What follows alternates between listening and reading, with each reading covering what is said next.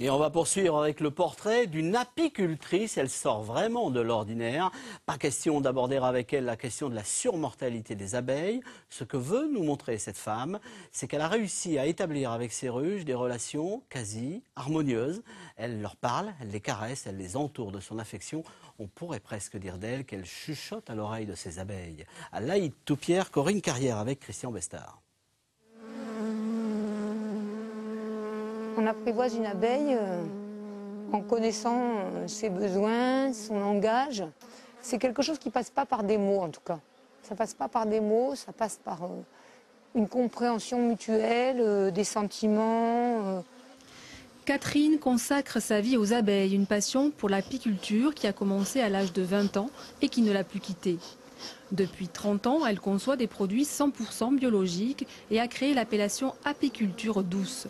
Une certification qui s'appuie sur la production de matières premières respectueuses de la nature et des abeilles. Tout commence d'ailleurs par le respect des ruches. Les abeilles, ne sont pas là simplement pour nous fournir des matières premières. Elles ont beaucoup à nous apprendre. Et d'ailleurs, c'est pour ça qu'elles restent dans les ruches. Une colonie d'abeilles comme celle que vous voyez, ce ne sont pas des animaux domestiques.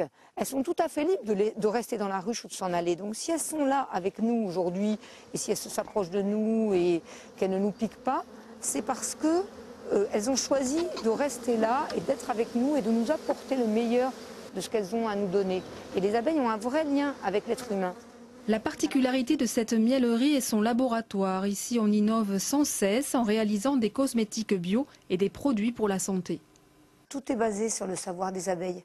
Les abeilles, elles savent récolter dans leur environnement toutes les matières qui vont permettre à la vie d'être dans les conditions optimum. Donc par exemple, s'il y a un petit virus, un petit micro-organisme qui vient gêner la colonie, elles vont aller chercher l'antidote sur les bourgeons des arbres.